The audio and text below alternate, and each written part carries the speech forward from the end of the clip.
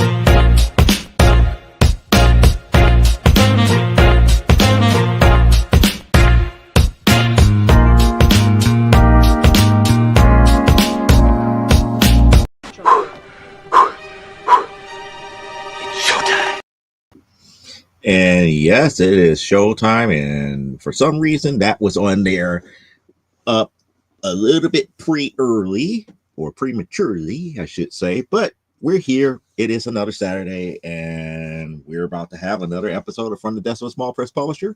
I hope that your week was going by pretty nicely here. Let's go ahead and get some of the business stuff out the way as we wait for people to come in. I think this might be a kind of like a short episode, mainly because tomorrow is Mother's Day. I know that there's going to be a lot of people out and about and doing their thing over this weekend. They might be doing it right now, hanging out with their mothers and everything. But nevertheless, we're going to start off by saying Stupid O'Clock still happens 1 hour into this show. If we go into a second hour, that is followed up by Last Man Standing, and then you get a little bit of a respite until Monday morning when you have Nevermind the Furthermore at 10 a.m. Eastern. And yes, there will be more Comic Book Spectrum coming this Thursday at 7 p.m. Central Standard Time. And we got some things to talk about, but before we do that, we are going to do something that we haven't done before. Yes, there's still going to be new comic book pickups for the week, but unlike before, this one is pre-recorded because we got the books already in storage here. So without further ado, new comic book pickups for the week. Again, where we go back to pre-recorded because these books would not be around when we do the show live. So we got a box of comics to go through. We're going to start off with Incredible Hulk 256. I got this one because this is a great story where the Hulk fights Zabra for the first time, and pretty much Hulk really ended up beating her because of the fact that this young kid almost died in the middle of their battle and everything, and pretty much made Zabra seem like she was more of a monster than he was. But it's a good story to read in the bigger scheme of things here. A book that I probably would need to read here just to understand what's going on, which is Marvel Rivals. This is Marvel Rivals #1. This is a variant copy of Marvel Rivals. And then we got Rogue Savage Land #2, which is that probably goes to storage. Then we got Birds of Prey #6 from the recent series of Birds of Prey, which I already have. I don't think I have that variant. And then I'm getting the full series of Dazzler Volume 3. So this is one of the variant copies of Dazzler Volume 3. Getting the full set from a different comic book store soon here. And then we got Spider-Woman 38, which is a duplicate copy here. And this one is featuring the X-Men, which is pretty nice. And I believe I am missing only issue 1 for this series, which is Lady Mechanica, The Devil in the Lake. But I have issue #2 and issue #3. So we got two more of those here, and then we got a whole bunch of new Lois Lanes, including another surprise one. We got another copy of 81. I got 86, which is the 80 page giant, which is a good get here. And then this is a decent copy of 91. Another copy of 100, I believe. Definitely another copy of 101. The second copy of 105, which is also a key. But then I got the mega key again here. This is the 106. So the other one that I have is currently at CGC. This one is not as great because I'm going to show you, like, right down there, there's a chip that's down there, and then you got some of the spine stress and everything that's down there, but it's still a pretty good copy of it. But this is copy number 2, so that's a good sign of everything here. And then we got, for those who know, I did not get a good chance to go to all the different comic book stores, but the one comic book store that I bought some of these books from hooked me up with some free comic book day books for this year, and I'm going to go over those after these books. So we got Betty and Veronica 111 and a Jughead 127. Now, this stack right here is nothing but free comic book day books from this year. Yes, this year's free comic book days stash. Some of the stuff I'm actually going to read, like Kanga U. And what Kanga U is like, this one is kind of weird, but it's also part of Wonder Woman lore here. This is dealing with the species of kangaroo that's normally on Themyscira that they actually ride for fun and everything to that magnitude. So they did a nice little story about that. So that's one of the new free comic book days for this year. We got the Star Wars one, free comic book day for 2025. Fantastic Four for 2025 for free comic book day. The Transformers Worst Bot Ever for this year. We even got the Dr. Seuss. This is one of the ones that I didn't think people would gravitate towards, but I got a copy of that one here. Then Superman's Good Guy Gang, which I'm up here, it's like, okay, why? But oh well. Then I believe that this one is a flip book, which is, I believe it's Power Rangers and something else here. It is, yeah, I was right. Power Rangers on one side, and then it flips over to VR Troopers. So we got Power Rangers and VR Troopers for 2025 for a free comic book day. The Archie Comic Spectacular. Iron Man and his awesome friends. So yeah, they hooked me up with some free comic book day stuff. Mark Spears Monsters, free comic book day. And then King Spot's Toy Box for free comic book day. We got Conan and the Scourge of the Serpent that came. And then we got the Amazing Spider-Man in the Ultimate Universe for free comic book day 2025. And we got the Marvel Voices 2025 for this year as well. And one of the ones that a lot of people were looking forward to, which is Boom 20, the 20 years for Boom Studio, so Boom 20. And we got the Viz comic. I believe this is also a flip book too. No, it's not a flip book. I remember now. It's not a flip book. It is done in manga style. It is the Karubaki #1 for the free comic book day. So that's all like free comic book day haul. And then we got some more new books here that we're going to cover real quick, and pretty much we're going to talk about one of the major run scores that I have for this week. We end up getting closer and closer to finishing up the Young Animal versions of Doom Patrol, which would be Doom Patrol Volume 5 or 6. I can't remember, but this is issue number 10 of Doom Patrol. Now, this doesn't count because that's only the cover. I'm about to get ready to say if somebody was missing a cover for Supergirl Action Comics. It's Action Comics 373. This is just only the cover. Jimmy Olsen 69. This one is definitely a reader beater. I got what is the published run, because technically there's supposed to have been a Lady Supreme number 3 before it got canceled, but I don't think they ever that Image never ever published it. But there's another copy of issue 1 that was done by Terry Moore, and issue number 2 that was published by Image.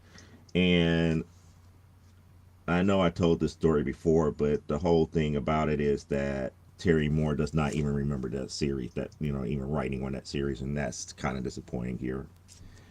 We got the Chromium copy of Double Impact again, plus a copy, I believe that this is Dawn Volume 3 or something like that, issue number 1, Volume 3.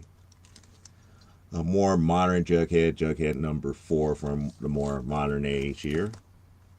Uncanny Origins 8, featuring Storm. I believe that this is Double Impact from Volume 1. A later issue, I want to say that this is issue 4. I can't really tell right off the top because they don't have like the numbers right there. We got the Birds of Prey graphic novel here featuring Batgirl and Catwoman. Then we got Rise of the Black Panther issue 1, issue 2, issue 3, and then we got Uncanny X-Men number 1 featuring Magic. This is supposed to be part of the Disco Dazzler alternate covers. And then we got JSA number 1. And we're almost to the run, the group of books that almost makes up a complete run for me of a title that I've been collecting, minus some other things here. But we got Squirrel Girl 13 and Return of the Valkyries number 4. Another copy of Dazzler 21 and 23. Another copy of Wonder Girl 2. America 3 and 4. Wonder Woman Annual 1, which I thought I didn't have, but I actually have. This, according to ZLZ, they said that I actually had one. Wonder Woman 23, extra copy. And then 27 for Birds of Prey. So I'm actually getting closer and closer having that volume 1 completed. 47 and 79, which is one of the harder ones to get here. And now for the very end of the box. The very end of the box is a group like that big. And this helps me complete several different possible series for Kamala Khan Miss Marvel, starting with Miss Marvel variant edition for Beyond the Limit number 3. I believe that's an extra copy of that. And then from, I want to say this is from volume 2. No, volume 3, because you had the original run of Miss Marvel, and then there was another one that came after that featuring Carol Danvers, which had a lot of Greg Horn covers, and then Kamala Khan took over in volume 3. So some of these are extras, so it's like issue 2 from volume 3, issue 3, 4, these are extras pretty much. 6, I should say, 7, and then the Lockjaw one, which is that was a fun issue to read, and 13. And then I have a whole bunch from volume 4, which pretty much completes a lot of that run that I was missing for volume 4. Starting with issue number 3, issue 4, 5, 6, and then the Civil War 2, which starts with 8, 9. I think I had most of the Civil War 2. 11, and then we get to 13. I think I had bought these a la carte while I was at C2E2, which is 14 and 15. And then there's 16, 19, 20, 21, 22, 24, 25, 26, 27, 28, 29, 30, 31, 32, 33, 34, 35, 36, 37, and 38. Now, in addition to that, I'm getting closer and well, I got a good stack here where I'm trying to also complete the Magnificent Miss Marvel series. So I finally got issue 1, issue 2. Now, issue 3 I already had, and then I got a couple. Well, I had one of these for issue 4, but I also got the variant of issue 4, and that brings us to the end of what is actually going over to storage today before we actually do the show. So that's the reason why we do the pre-recorded ones, because the pre-recorded ones are normally to track what actually came in during the week when we can't have the books during the actual live show. So on that note, we get you back to the live studio here, and that was comic book pickups for the week. And there you have it. New comic book pickups for the week here. And we got through, like I said, that was a pre-recorded one, and it's kind of weird. It's kind of weird to watch the pre-recorded ones, and then we don't take in consideration of anything that comes in later on that day, because that's early in the morning. So the stuff that came in like this afternoon will be on next week's. And we got Parallax and the crew in the house here. Pretty much. I almost completed all of Miss Marvel. I still need to finish up Magnificent Miss Marvel, and I think it's only issue 23 in that last set. But at that point, I think the next Miss Marvel related thing would be Captain Marvel and the Carol Corps number 4. If I still can't find it in storage, that's the only other Miss Marvel adjacent series that I actually collect and is fond of. But outside of that, it is what it is here. But that brings us to the main topic of the evening here, the state of the comic industry report. It seems like every time I try to do a show like this, it gets to the point where I try to avoid controversy. But at the same time, I'm up here, just part of me just want to tell the truth about a lot of stuff here. And the way that I look at the industry as a whole, it's really broken down to 4 different parts. You have your sellers, which is like the people who own comic book stores or people who do comic book sales part-time. You have creators like myself and people who actually make the comics. You have actual collectors. And when I say collectors, we're talking about the actual people who seek out to collecting it, and then you have investors. Now, collectors and investors and creators have their own subgroups and everything. I'm going to break all of that down a little bit later, but those are the four major groups here.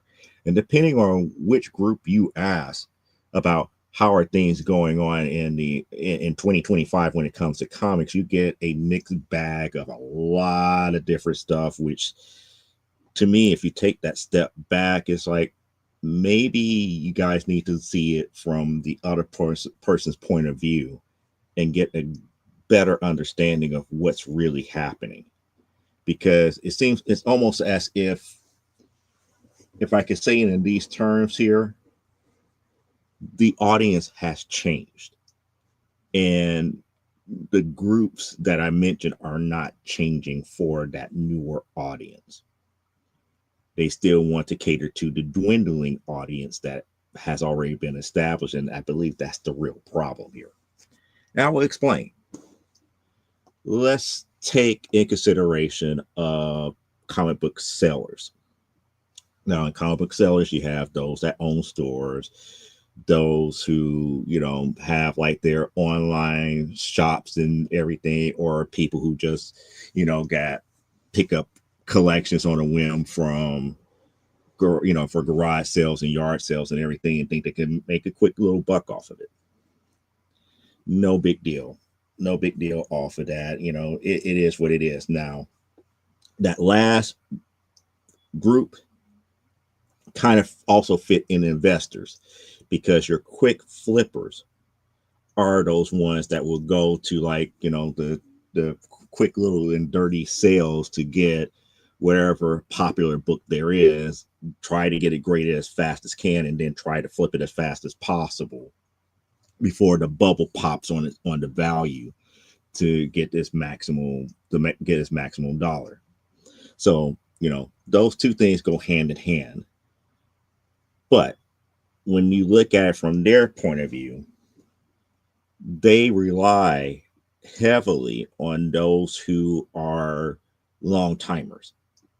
Not really so far to getting newer people into this genre of entertainment, but they really focus so much on the old schoolers that they pick up other things for their store, such as it's not just a pure comic book store now. It's more of like comic books and gaming, or comic books and movies, or comic books mixed with some other genre to keep the business going, because the comic books themselves is not paying the bills.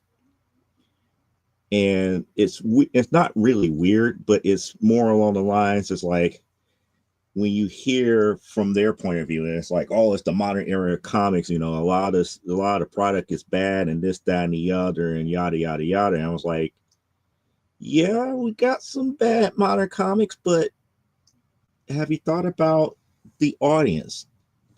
Have you thought about maybe, just maybe, this younger generation is really not reading, period? If it's not on like a tablet or a cell phone, they're not kind of reading it.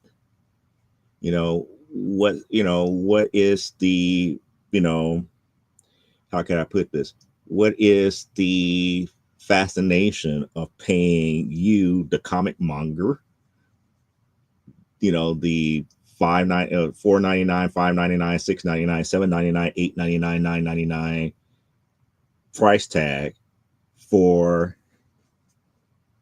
a floppy? I'm just picking that one from the back just to illustrate for it, to pay you that much money for this, when 9 times out of 10 somebody had already scanned something like this and put it on like a device like my phone or something to that magnitude, and I could probably look at it for free. How are you going to entice that type of audience to actually buy something like this? That's the problem that they have. And a lot of times it's like, oh, it's like comic book creators need to make, bigger, better products. Marvel and DC is just getting too convoluted, and they just not doing anything. They're destroying the legacy characters, and the legacy characters are just not. That's like, no, it could be just the audience has changed. And it's just, kind of weird in that aspect for them because they rely heavily on that resale value of the books that they purchase. Because again, they're not getting these things for free. They are actually buying it at a discount. Nonetheless, they are buying at a discount, but they're buying these books and then selling it at full retail for them to make up the difference here. So I get, understand why if they're sitting on inventory, especially with a lot of the more modern books. I forgot to turn off the notifications and everything because I don't want to hear beeps and boops and all this other stuff while I'm talking here. So what we gotta do here is turn off the beeps and boops and stuff like so. Now, as I was saying, it's like it's a lot that goes into it. Now, they're buying it at a discount, but they still have to, sell it at retail. And granted, another reason why all these having 50 billion variants becomes a problem because even though they're still buying at a discount, they have to buy so many of one book where they can't allow you to buy that variant at cover price. Like, for example, a 1 in 25 now has to be charged up times 5 or times 10. Well, actually about times 5. If a book is like $4.99, 9 times out of 10 they're going to charge anywhere between $20 to $25 for that 1 in 25. 1 in 50, it goes up, and then a 1 in 100, you could just pretty much forget about it. But the thing about it is that they're still buying it at a discount. But they're looking at, well, I have to buy 100 books, and now I have to eat the cost of 100 books. Now, I'm going to have extra inventory that's going to sit. I don't want to lose money on sitting on this extra inventory just for this one book. So guess what? You, the buyer, got to pay that extra money to get that 1 in 100. I cannot afford for you to get it at the actual retail suggested price that's on the book itself, which is weird because technically, if that 1 in 100 has that $4.99 price tag on it, why isn't it for $4.99? I'm just saying, if it's one of those things where if you bought, it's kind of like if you bought toys. And I'm not saying if you guys are familiar about how stores buy toys. It's like, for example, let's take like action figures. Action figures come in what is called a crate. And inside a crate or a carton, you will have anywhere between 24 to 48 copies of that action figure, depending on how it is packaged. Now, in that packaging, you may get, a 1 in 5 variant of an action figure or a 1 in 20 variant, and so on and so on. But it's by the crate. So you kind of guarantee that, if a variant is like if it's 1 in 5 of those action figures you buy a crate, you probably get X, it's like if it's like, let's say, what did I say? I said if it was like 48 in the crate, if it's 1 in 5, you're pretty much guaranteed at least 8 of those action figures to be the variant. If it's a 1 in 10, you could pretty much get, 4. But that's the whole thing. They buy it by the crate. They don't necessarily open up the crate and be like, okay, we got to mark up this variant right away. Because they don't know until the crate is open. They don't know how many, but they just go based upon whatever ratio it is. And in most cases, a crate would have X amount of those variants up in there. This is one of the reasons why when you go into like a comic store that also sells toys, you have collectors going in and saying, it's like, hey, if it got a Build-A-Figure and it takes almost a crate to do the Build-A-Figure, the person who wants to build that Build-A-Figure would go in there. It's like, instead of trying to buy each individual action figure, they just buy the crate. and whatever extra characters that they have left over, they would sell it, they would sell it at their own leisure. Or if they get enough of those characters in that crate to build two, they just build two. They just don't do that with comics.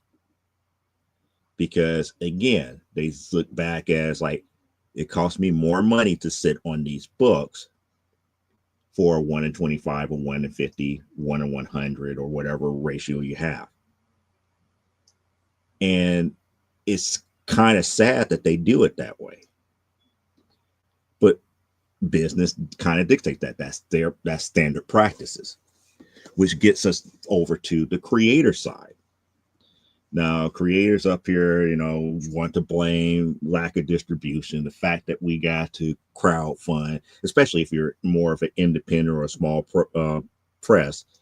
You want to be like, oh, major distributors don't want to look at us and this, that, and the other. You're not as known, you're not this, that, and the other. And then you got the major companies. It's like, well, if you're not doing our trademark brand characters, we're not trying to hear anything new.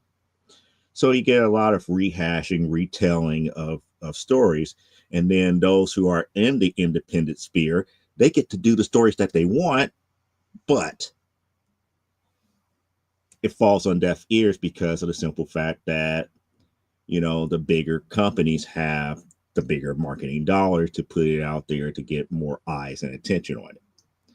And some people fall into the traps of crowdfunding. I'm almost about to say a brand name there, but they fall into the traps of crowdfunding. And I'm not saying crowdfunding is a bad thing.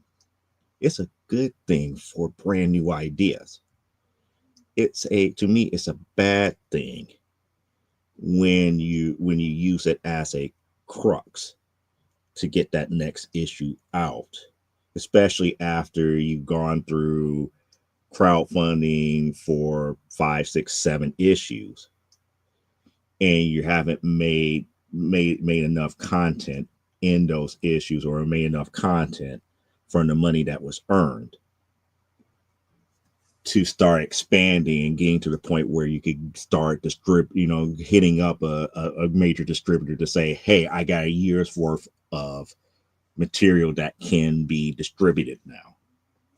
What do I need to do? X, Y, and Z here. A box of cereal? Okay.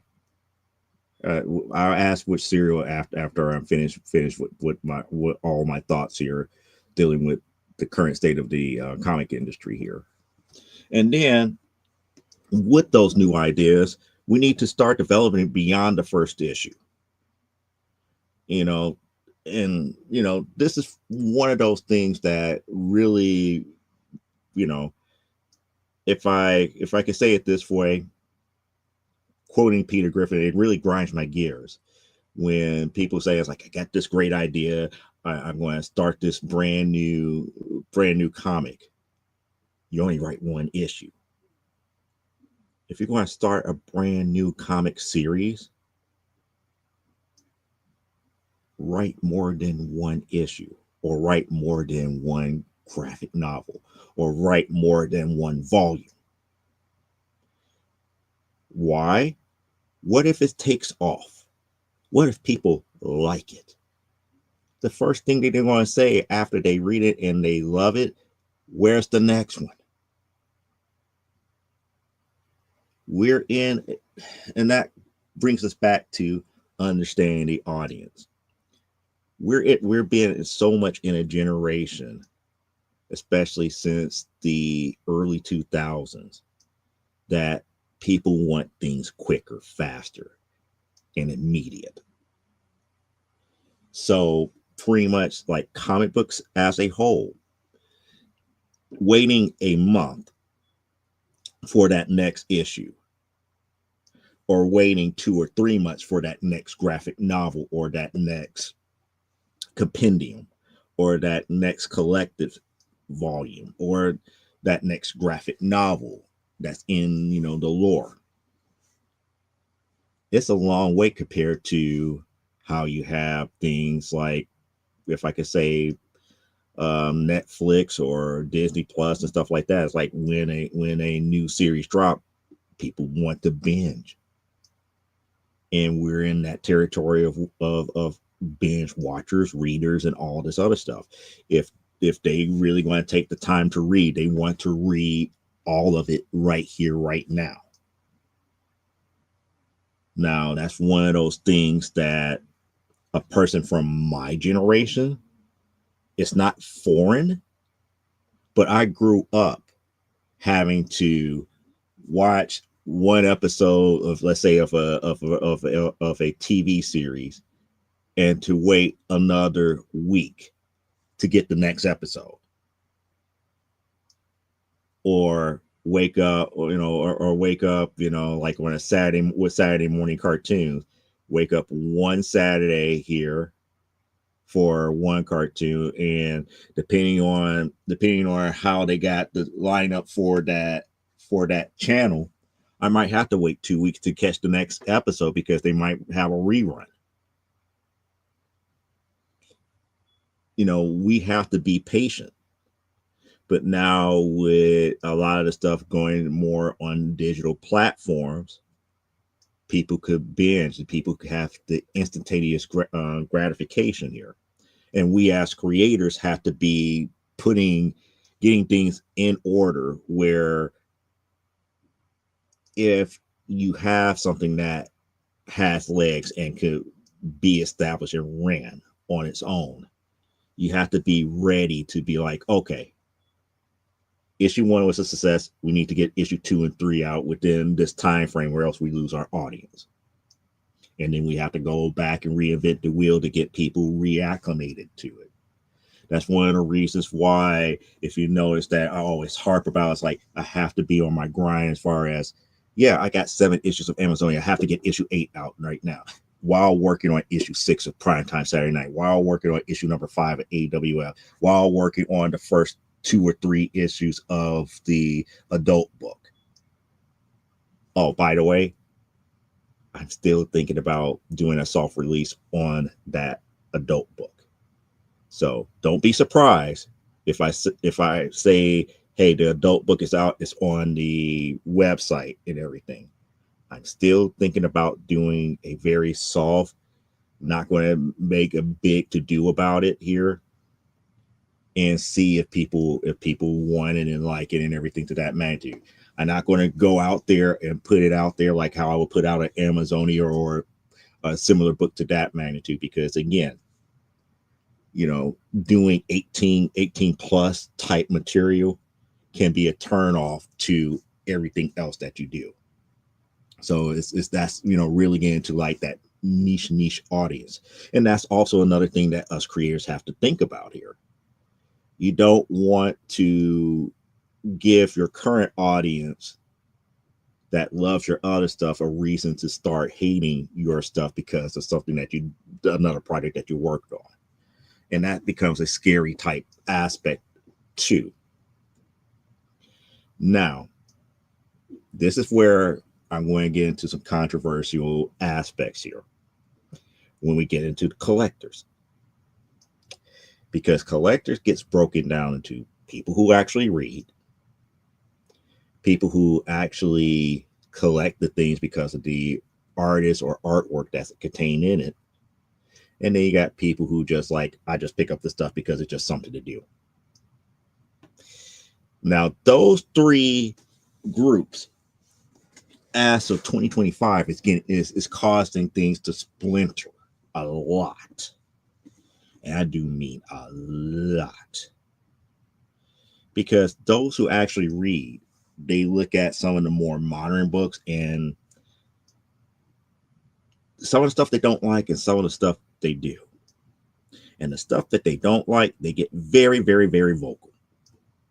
Instead of just saying, hey, it's not my cup of tea, and let those who love it have it, they get very vocal about it. They go out there, they have all of these campaigns and everything to get rid of it. And then that ends up hurting those who collect the stuff based upon the artwork. I got my favorite artists out there, and they did a cover over here, and they did a cover over there, they did a cover over here, they did a cover over there, and they're going out here and buying the books for those artists that they love. Do they read the material? No. It becomes like a poor man's art collection. It's okay. It's fine. But what baffles my mind, and I have said this before, to me, if you're going based upon value, it will be easier, more expensive, but easier. Well, I shouldn't say that, because if people are solely doing digital art, it becomes hard for those people to pick up the one-of-one art pages that they do for the covers and the interior pages for those comics. But back in the day, it was a common thing. It's like to go out and buy like the art page for the cover, or the art page for, the page of the artwork that you love that was in a story. But those that buy covers and buy all the different variants because of their favorite artists and everything, they have their same entitlement to buy those books just like those that read them. Now, they don't have the right to poo-poo on other people's what they like, but at the same time, we don't have the right to poo-poo them because they don't read them. They keep things going. Now, those who just get it for the sake of getting it, those are the ones that they're the wild card. And it's off, and it's like, they might be here 1 month and they might be gone the next. They might be here for about 6 months and they probably be out of comics in a year. It's just one of those things here.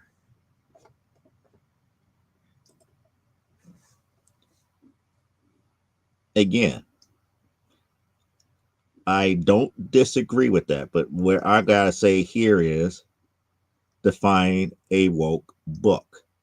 A woke book to you would not be a woke book to somebody else. And it's a hard thing to accept, but it is. I read a lot of things that I feel that, why are you hitting the reader upside the head about this that has nothing to do with character development? But to other people, I want to read that. That's my jam. I was like, you gotta get that side eye. It's like, if that's your jam, I was like, I feel, it's like I almost want to feel like I feel sorry for you type deal. You know what? I have not read Modern X-Men, at least not the most recent volume of X-Men. I have not done that. Like, all of this other stuff within X-Men, like anything X-Men that was from volume 3 on, I have not. It's like I have vague recollections of, or I just don't remember, because it wasn't the X-Men that I grew up with.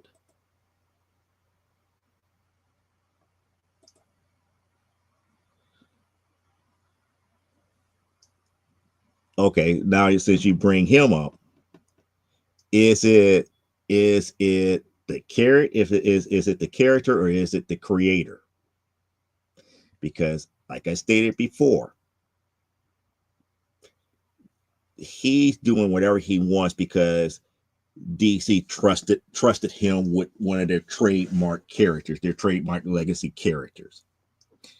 Is it the best stuff that has ever been written? Heck no. But also at the same time, they don't have true editors anymore. They're not trying to rein in a person like that creator. They don't rein them in. They give them full access to everything that's in that toolkit to get people to read the book. So if it gets controversial and makes people who like that type of stuff to read it, or to get outraged enough about it to pick one up, so be it. That's what the problem is when marketers have too much power in an organization instead of allowing people to create great stories. Now, one of the things that I would agree with you here, I was like, I hate stories that go based upon with checkbox type writing. Does it have this? Yes. Does it have this type of character? Yes. Does it have that type of character? Yes. Does it have that type of character? Yes. Let's go ahead and move forward with it. I was like, but you're ham fisting something. It's not organic. And some of the things that this guy's doing is not organic to Wonder Woman.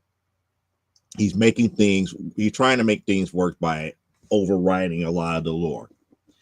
Now, did he get new people to read the book? Yes. Will they be here once he is off of the title? No, they're going to go. And I believe once they put that title, Wonder Woman, back into the hands that somebody that knows the lore and knows the history, those people are going to be like, what is this mess? I don't like that. Get Tom King back. Blah, blah, blah, blah, blah, blah, blah. It's like, no. Tom King did what he did to tell his story. And and nobody reined him in. And that's pretty much what it is. But they still producing it because of the contract. They don't want to lose the character to the Marston estate. And yes, people are buying Absolute Wonder Woman because that is a better told story. I don't think they need Jim Shooter back, but they need editors like him back. They don't need Jim Shooter, but they need old school editors like that back at these companies. And that's why I always try to tell people, editors are not just people who just proofread your stuff to make certain that your grammar is correct and everything to that magnitude. Editors, in the biggest sense, are project managers. They will break down what you're trying to do to its barest bones to make certain that you tell the story that you're actually pitched to them. They will make certain that they will pull the best out of you in that aspect. This modern age and modern era, there's no more editors because the editor is a marketing department. They up here is like, hey, we did market research. We need to hit this demographic, and this demographic wants this, and this. Make certain your story just covers something to that magnitude, and we'll be happy.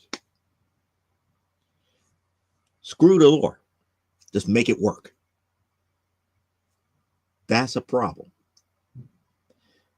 It's also a bigger problem because that marketing department does not know its audience. It's always looking to constantly expand as opposed to what would keep someone there. They're looking at the numbers. It's like, oh, we got this group all locked down. We need to get this group, and this group involved. Instead of looking at who is not paying attention to it, they need to be like, hey, what do we need to do to keep these people happy while trying to bring the others into the fold? And a lot of times they just drop the ball on it. And I honestly agree with, as you would say, you called in woke books, and it's like, I don't call them woke books. I just call it unedited tripe. Because if you had, and even you said, it's like if you had a Jim Shooter working with a Tom King would be off this book. If you had a Jim Shooter type working with a lot of these different people, like for example, I finally started reading Marvel Rivals. I can tell you that this book is not for me, only because it's too chaotic.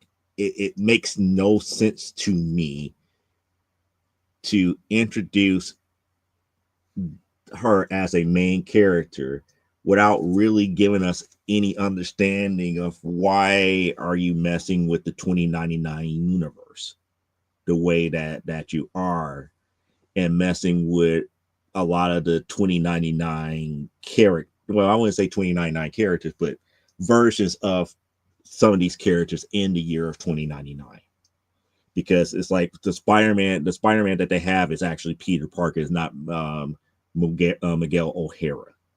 We don't have Doom 2099. It's like it's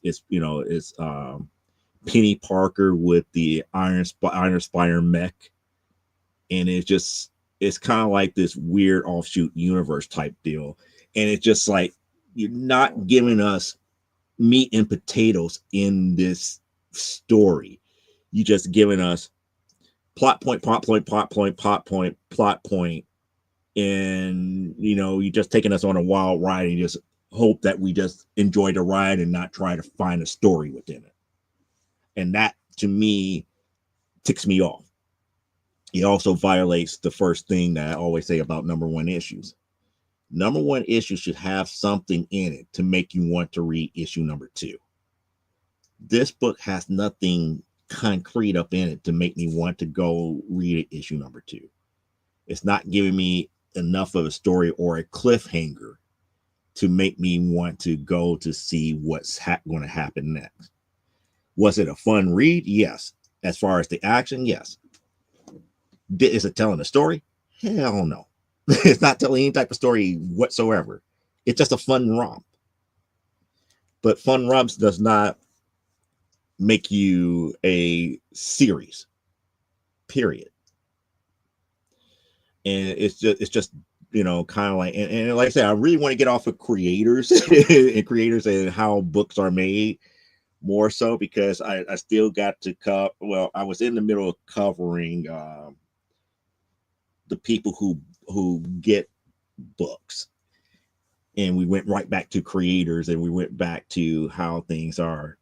But getting back to what I was saying about the people who buy, the people who get it for the heck of it, the wild cards, you really don't know why they buy it. It could be that they want to be a part of the fad. It could be that they're trying to dip their toe in the water to possibly become a quick flipper. It's a whole bunch of things here, and it's kind of hard to gauge where they're at. With those who collect the art, you already know. If it's a Jenny Frison cover, that person's getting it. If it's somebody else, they could care less. But they would get every Scotty Young or every Jenny Frison or every this. Now, those who read like myself, we would get picky.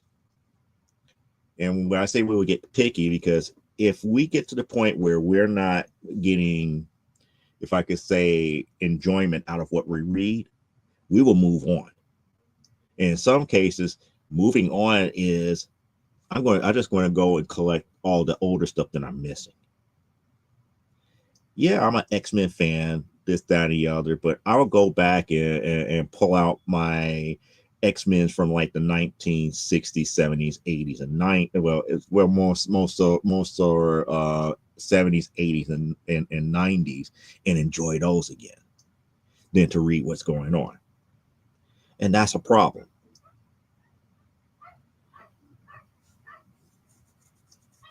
And it sounds like the puppy is about to get ready to have her bath here. So if you hear dog barking in the background, that's what that is. But saying all that to say, that is what's hurting more so than anything else. Because as a lot of times people say, it's like, well, those that read, when we die off, who is left? There is no one. But here's the problem with that. With the wild cards and those who collect the art just for the art's sake, for their favorite artists, there's still people that may buy, but it's going to be a dwindling number. They need to find a way to have the readership increase and have people who've been here the longest happy, as well as having that said readership to bring in younger people, to have them to understand why we love reading this type of stuff. why we need to be more positive in talking about books. Like, I'm not going to sit here and trash this book all day long. If I trash this book all day long, guess what? I'm going to make it to the point where people are just not going to either pick up this title or just not pick up a comic book, period. I rather say, hey, this is not my cup of tea, but this book over here is, and this is the reason why. We have to be more positive to get the younger crowd involved. And granted, the younger crowd, hate to say it, they're going to be more into the manga. Why? Because manga has a little bit of everything. And maybe we need to get out of our mindset here on the American comic book side to figure out the way of actually going back to telling actual real stories about a little bit of everything. It doesn't necessarily have to always be one way. We don't need, 50 billion zombie books. We don't need 50 billion not safe for work books, not safe for work books. We don't need 50 billion superhero books. We just need to find a way to tell a great story and tell it well. If anything, that's what, why a lot of these younger kids are going to manga. And plus, for their bang for their buck, for the whole price of $9.99, $10.99, $11.99, $12.99, $13.99, $14.99, they're getting thick volumes of content. And when I say thick volumes, they're getting more than 12 pages. They're getting hundreds of pages for their money, and they're getting actual story that they love. And their stories are a little bit of everything. It could be romance. It could be about throwing a rock across a river, skipping rocks. It could be about waking up and trying to do a cartwheel. Manga has interesting storytelling. Is it truly different from American comic? No. But it's more along the lines that those who hold near American comics near and dear, they just don't understand that everything is just not horror or superhero or cartoon or trademark type material. Manga has stuff about professional bowling and growing flowers and stuff to that magnitude that could catch anybody's attention, and they tell great stories about it. And this is one of the reasons why I believe, and you hear it from me first here, for American comics to get out of the rut that they're in, we're probably going to have to integrate a lot of slice of life into the genres that we already love. So that means newer books would have to be slice of life with superheroes, slice of life with horror, to get the relatability that was once there back in the golden age. Everything was not just, here's this and it's a carbon copy of this or some offshoot of that. There was always relatability because there was always some type of slice of life where people could relate to it. I mean, you can't always tell Superman's origin 50 billion times and think that on the 50 billion time that you tell it in a different way that people going to love it. It's still the same story. You're going to have to find a different way, a different method. And I truly believe, we're going to have to start developing how to incorporate slice of life into these different types of areas here. And, I kind of figuring my way through that, especially through like primetime Saturday night. It's like, getting some of the slice of life aspect of it.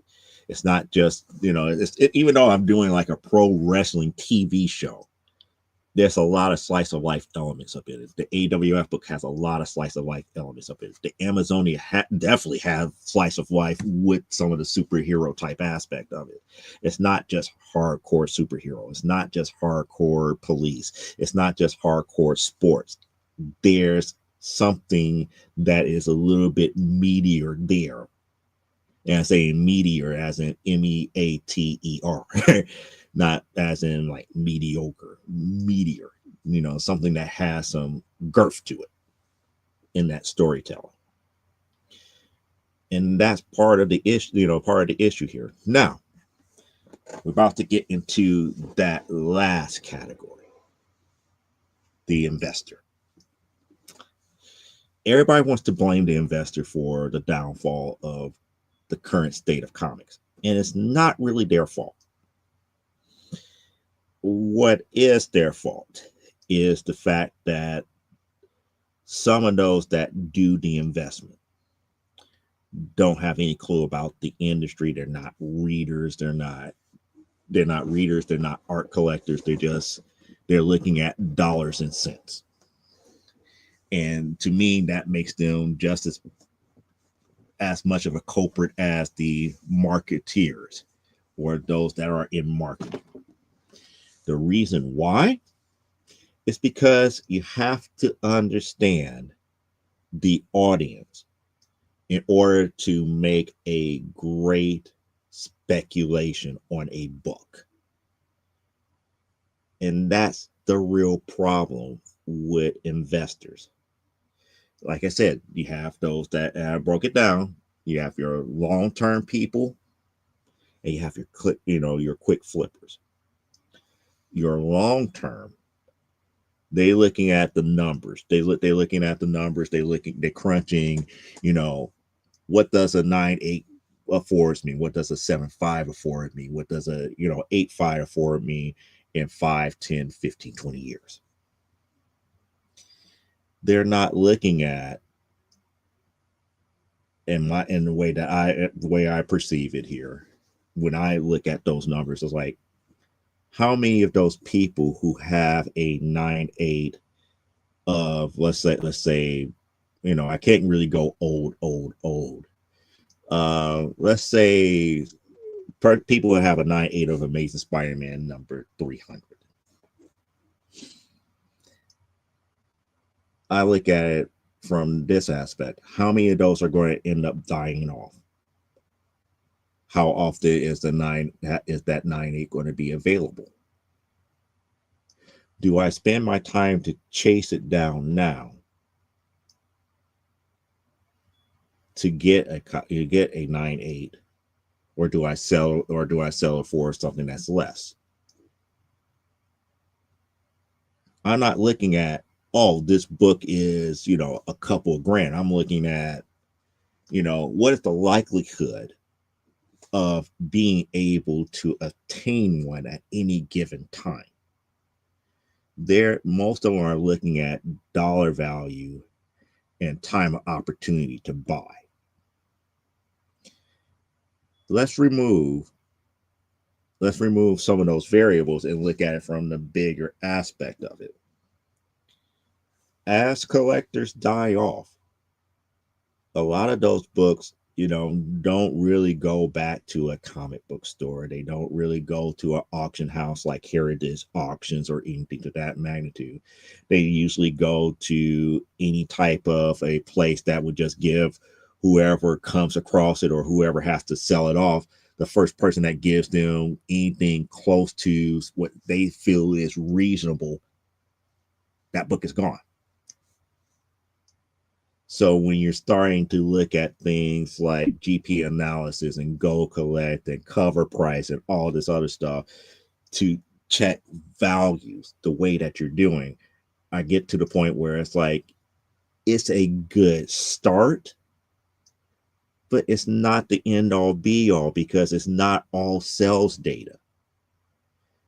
It's a one-off. And because the investor makes this information readily available and they come on YouTube and everything, and they, they give us great information. Don't get me wrong, the information is solid, but at the same time, it is not definitive in the sense of it's not indicative of all sales. It is indicative to a subsection, and that subsection is always what is reported into whatever tool that they're using.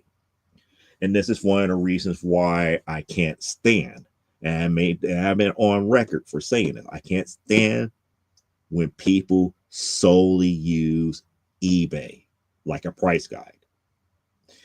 The reason being is that none of them is really going out there and looking at every sold item and doing an average.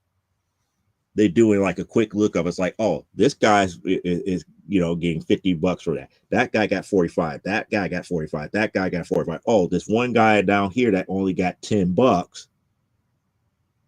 Oh, I'm going to ignore that. It's like, no, that goes into your average. If you really want a fair market value, you have to take in consideration of every sale. And this is one of the reasons why I keep trying to reiterate to these people. eBay auction. One eBay auction is a one-off. Two eBay auctions is still one-offs. When you get into things like Comic Con, if they actually start listing, every total of each issue sold the way that they're supposed to, you could pretty much get a better fair market value on these books than anything else. But again, the data is slowly getting there, but it's not there. We only get subsections. And yes, we could only do so much with subsections, but we don't have a definitive. And then this goes right back into speculation. You're speculating on a subsection. The other thing that makes me upset about speculation is like when you start speculating, it's like, oh, this, there's going to be a movie for this particular book. Yeah. Let's talk about that. Book gets a TV series or a movie. That does not necessarily mean that there's going to be an uptick in new readers. But Joe, you have to understand, it's like it's getting a TV series. It's going to get more exposure. People might be interested and might end up going to the source material. You said the key word there, might. There has not been coherent data showing that somebody who is a TV watcher or a moviegoer becoming a comic book reader just because they watched a movie or just because they watched the television show. The speculation that they put out there in front of you is more of a FOMO tactic. And people don't understand that. It's a FOMO tactic to kind of make you pay more than what the book is worth. I could cite examples right now, like for example, Paper Dolls. Paper Dolls got their TV series. Book skyrocketed. TV series were not all that great. It tanked.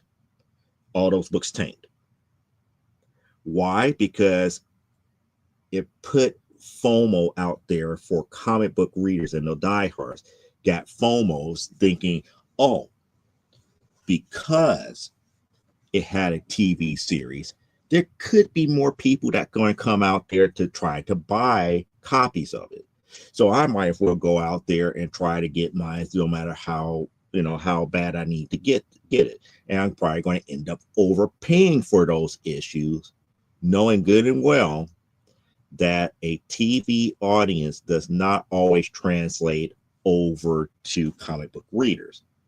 But people who have read the comic book will translate over to a TV watcher for the series if they are a big enough fan of the title.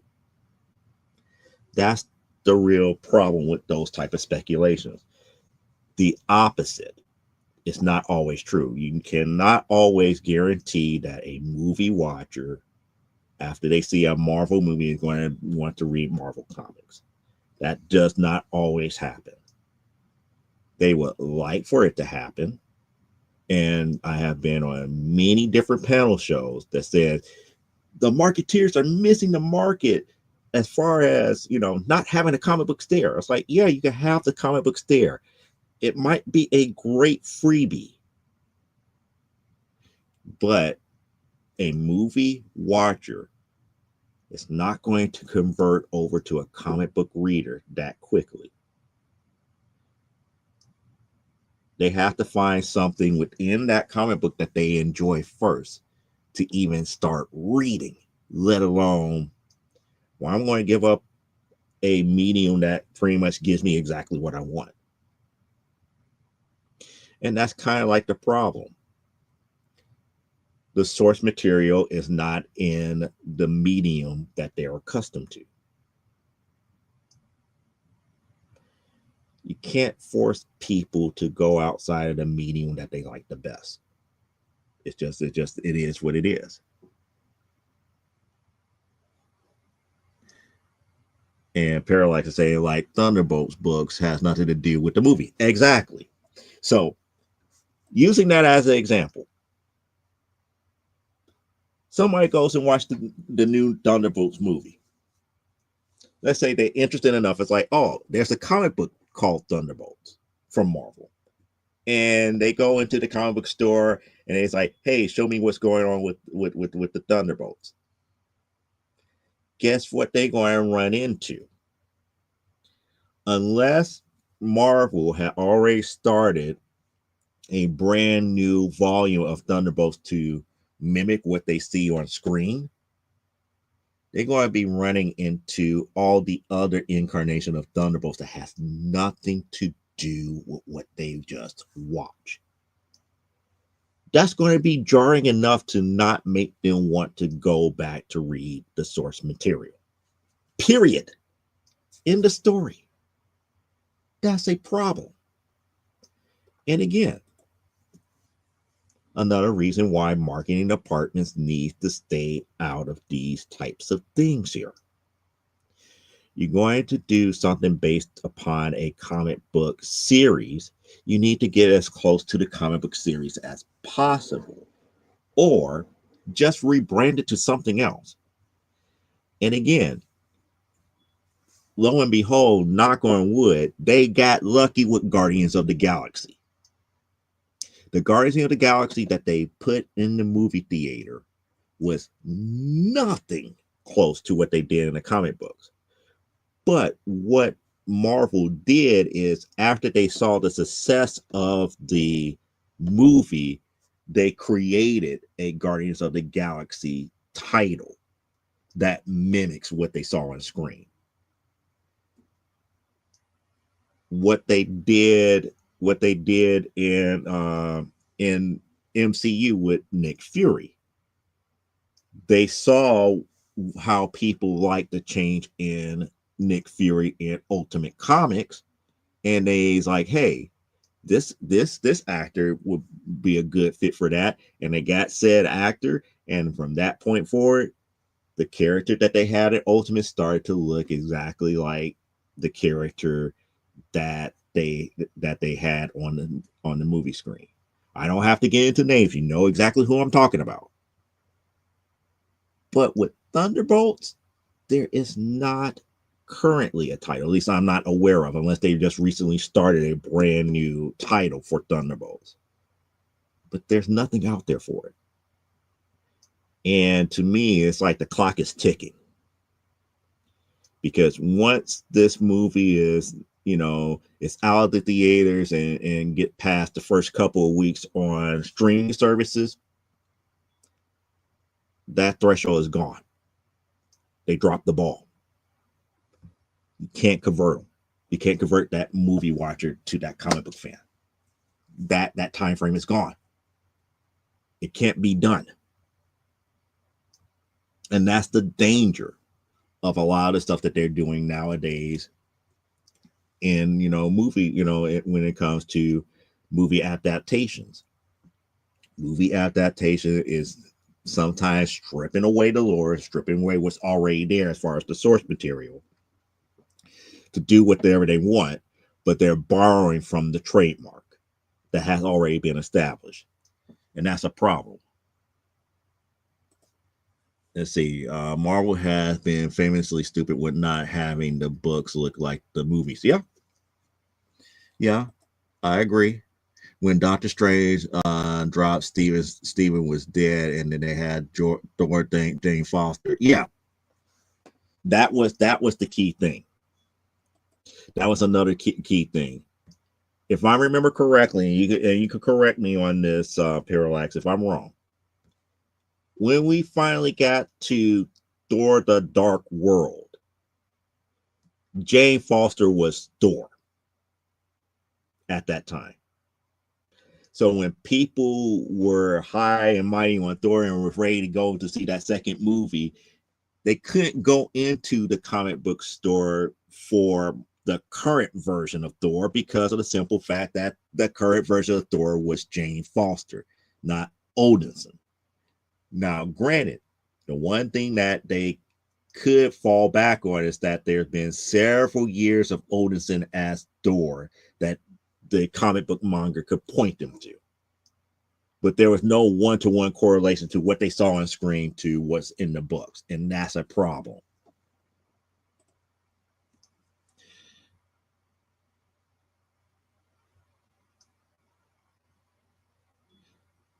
It's like no Cap, no Tony, no Thor in Avengers during Endgame. Biggest movie error. Endgame was this own thing here, and they took liberties, just like Civil War.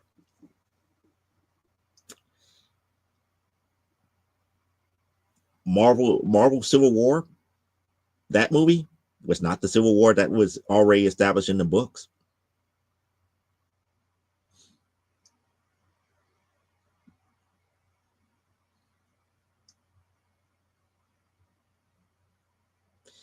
It was not established that way. Now, mind you, some of the things that came out of it eventually happened in the movies, like the Iron Spider armor eventually got there. But the Civil War that we got in the movies was definitely not the Civil War that was in the comics. Not by any means here. And then Endgame was this whole thing on its own and was nowhere close to Infinity Gauntlet. Zero. Nowhere close. But yet we got all these other things here.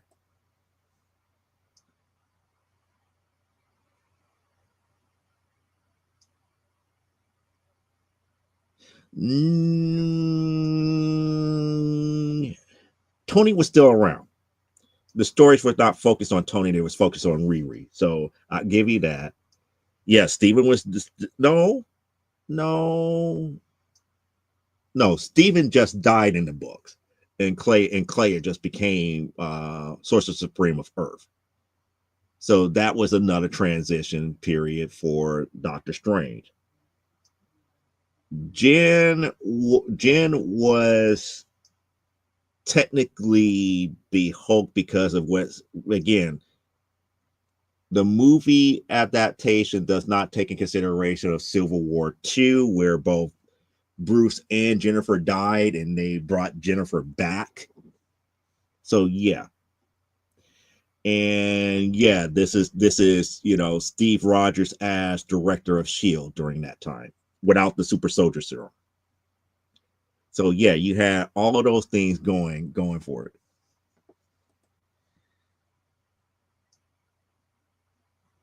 Allegedly. It depends on which Iron Man book you were reading. He was allegedly dead. But then again, International Iron Man probably wasn't canon anyway.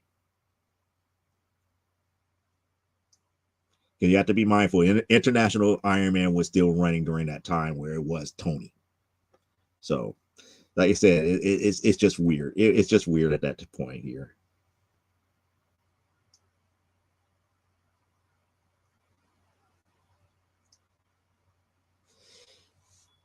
Repurposed, repurposed suit, not stolen, repurposed. But tomato, tomato, tomato, tomato. But it is what it is here.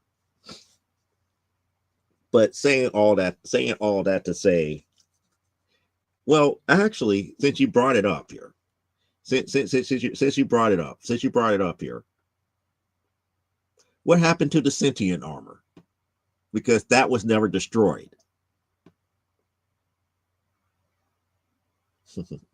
I just thought about that. The sentient armor was not destroyed.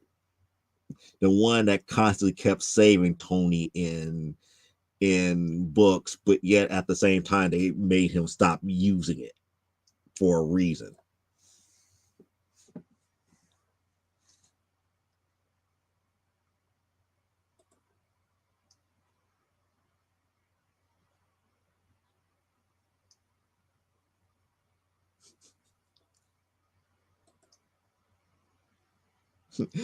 I'm not going to bring up a fun fact.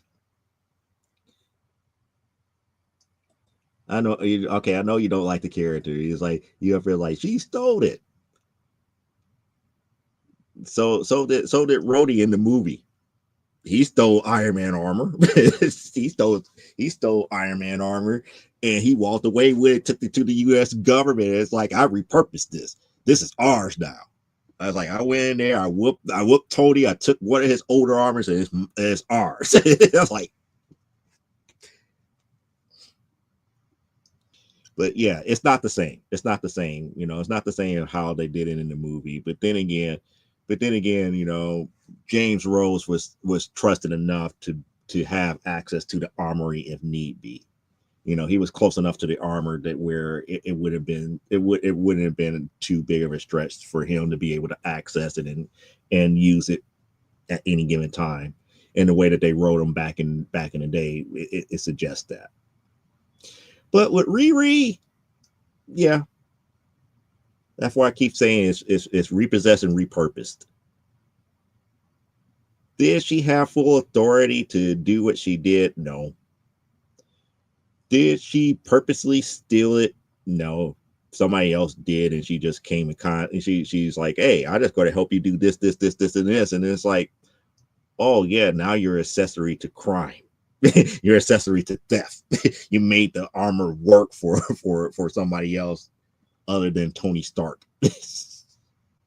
we don't care if you're at MIT, if you going to MIT and got all this technical know-how and whatnot. You worked on stolen armor. You're an accessory.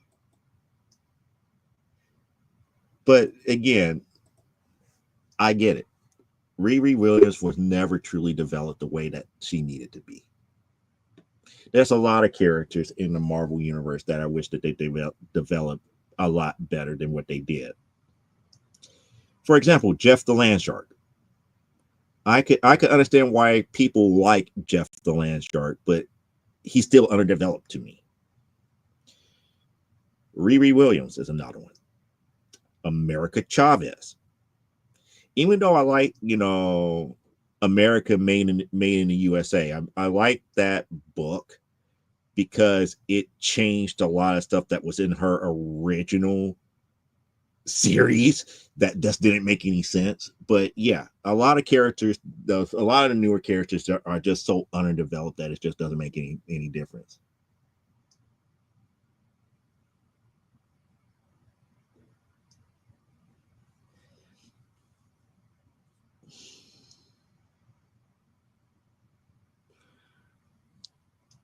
I don't see obnoxious, and I don't see villain.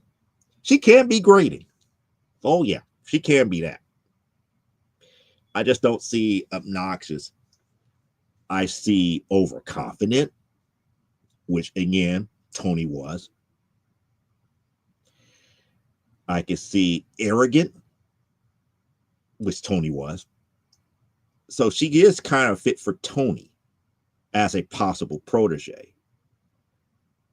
But how she got involved with Tony is so undeveloped and doesn't make any sense that it's not worth it. But he's an underdeveloped character. He could be so much more. Jeff the Landshark could be the next Lockjaw. And we know how powerful Lockjaw is and how developed Lockjaw's character is. That's what Jeff the Landshark could be if they develop him. If you don't think I'm right, tell me here and now. I believe that Jeff could be developed a little bit better, and it's like when you think of all the more powerful animals that's in the Marvel Universe, Jeff could overtake Lockjaw in that top position. But it is what it is. But well, yeah, but we don't have writers, we have actors. Oh boy, she's still on that. And again, like I said, I'm trying to stay out of controversy. But that like I said, that goes back to having marketeers being editors. They don't care. It's like they will go and grab somebody. It's like, hey, this writer over here could make certain that we have a story that checks all these boxes, and we could move forward. And we're going to hit every demographic just like we want it. And that's not actually possible. We know that's not actually possible because those audiences are completely different. And it's just weird. It's getting weirder and weirder when you start getting, people from Hollywood, people from other sectors that have been in different aspects of writing, trying to write comics. And it gets to the point where, like I said, it's like they're doing it by formula as opposed to writing something organic. And they need to understand the dynamics of how storytelling is in comics. It's not straight storyboarding.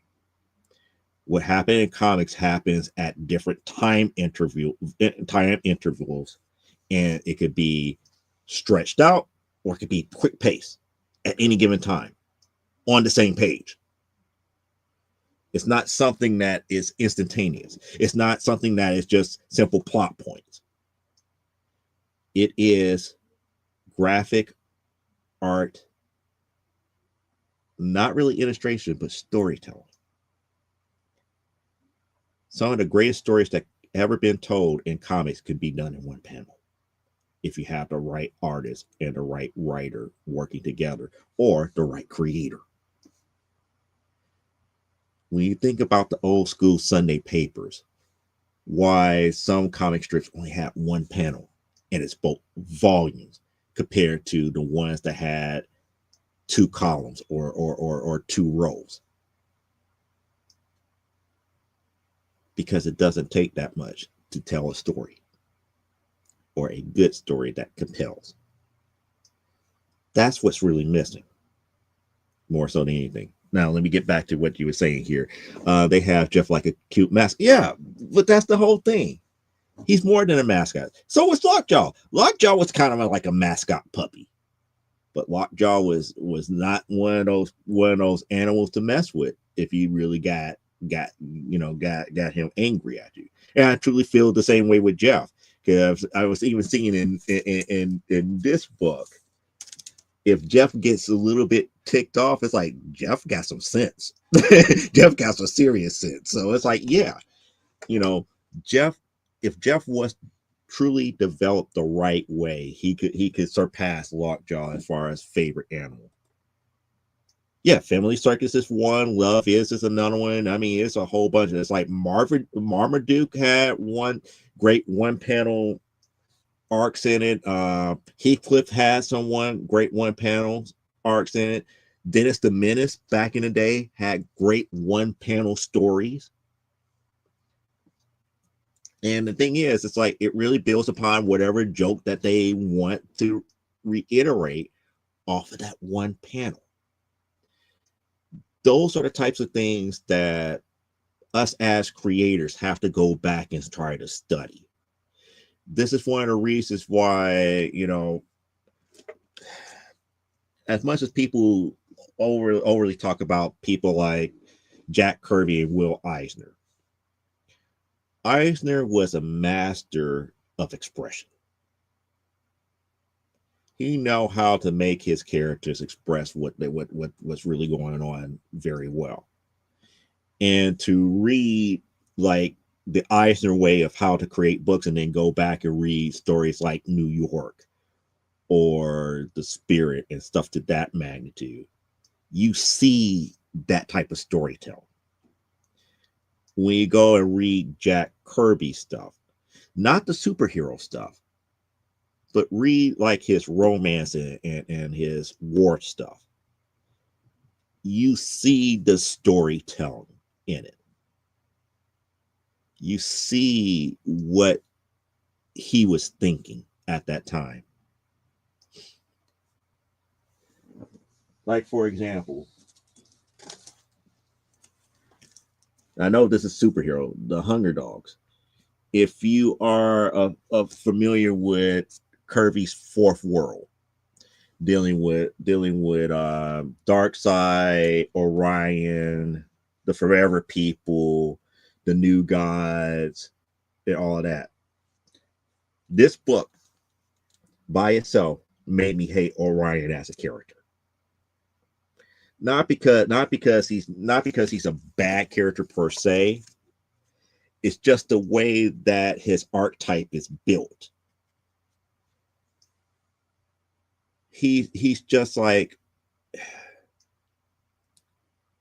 he's kind of like fated to not understand a true altruistic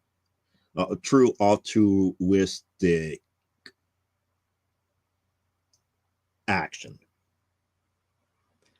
So, he would go and try to do something to sacrifice himself for the greater good. But his sacrifice is not for the greater good. It's more our ego.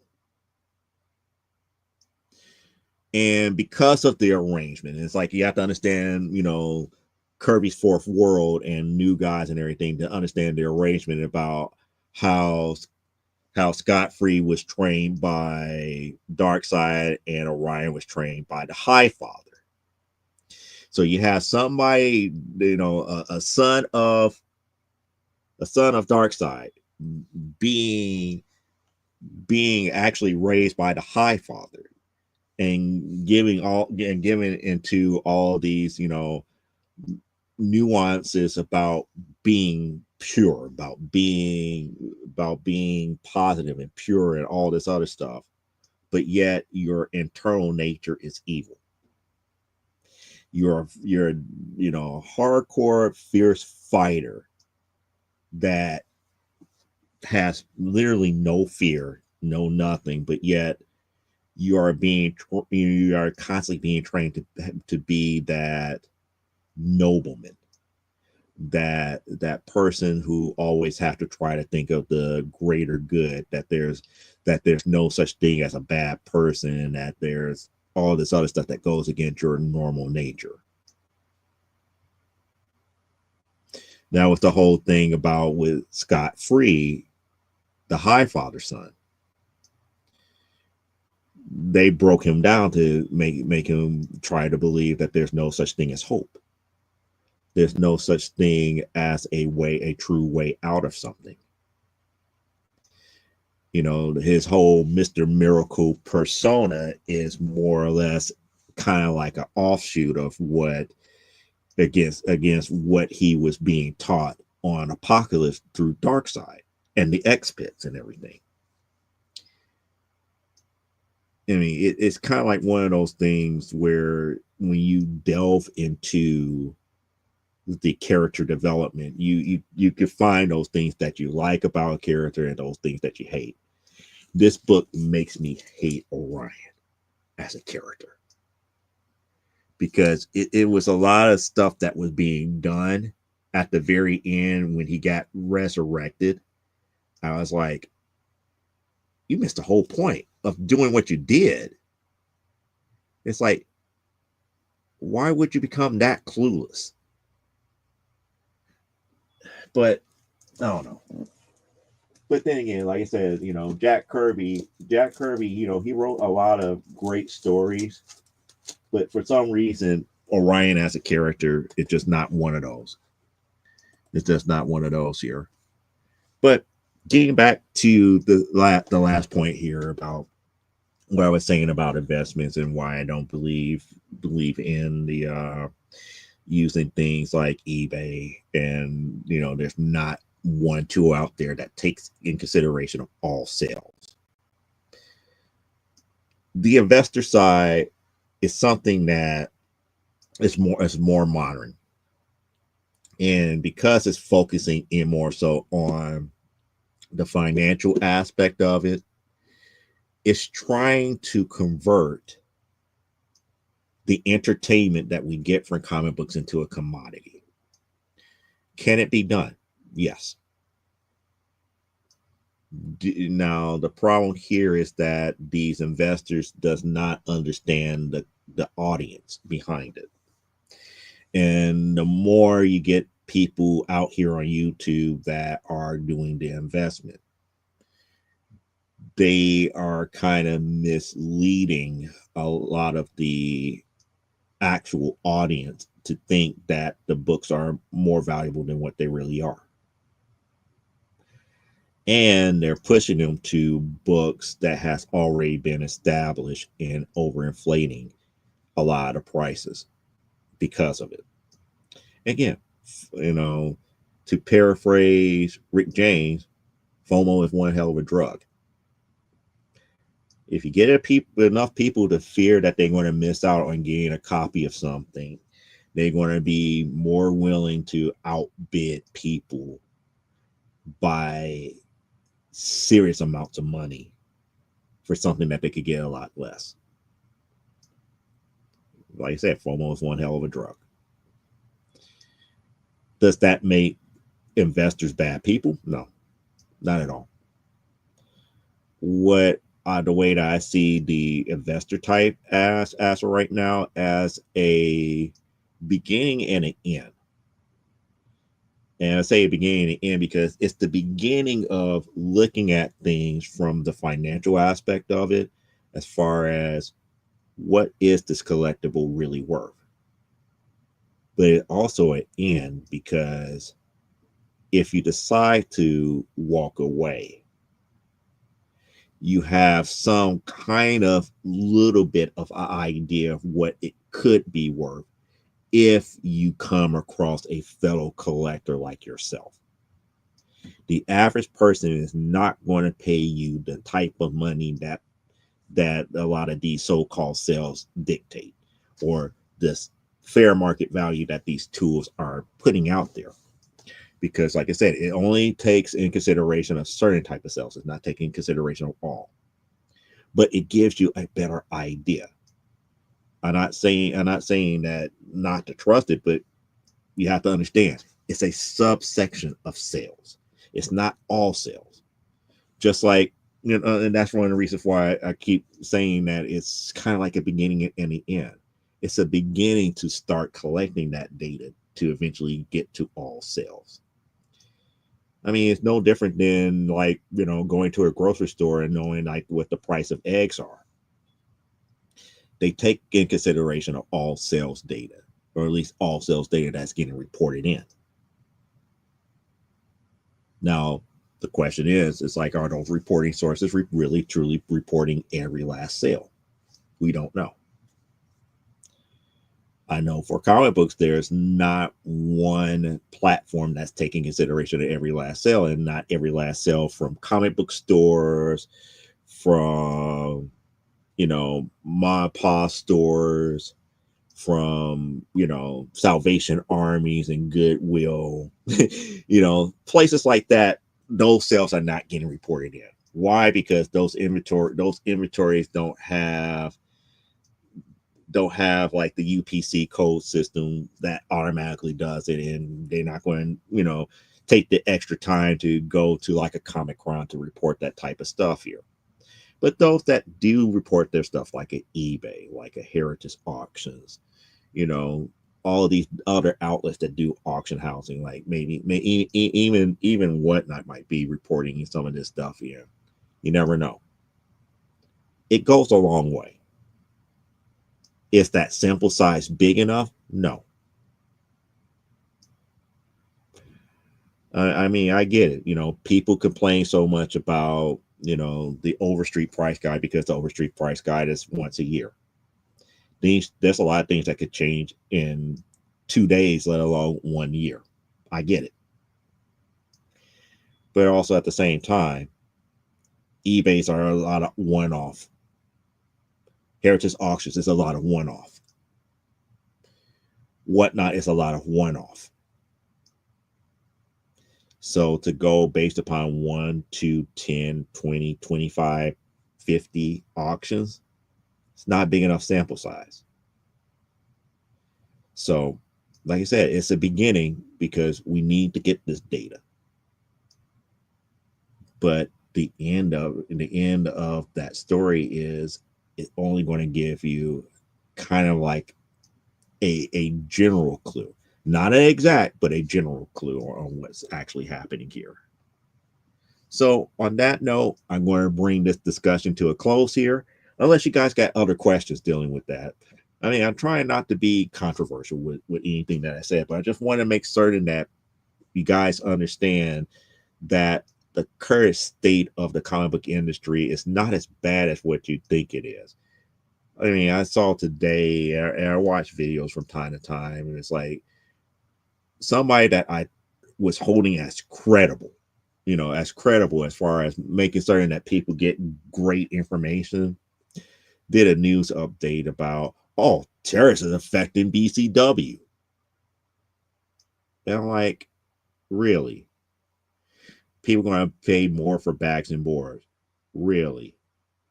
How is that a knockdown, drag out piece of news in the comic book industry? That was going to happen anyway. When you truly think about it, we don't have an American factory that produce comic book bags and boards. So it would make sense that it's a good possibility that terrorists is going to affect that. I mean, and he was looking at some of the other options for it, like Proline. It's like, yeah, Proline's out of Canada. We haven't got a good trade agreement as of yet. So yeah, that's going to probably be hit with terrorists. These things happen.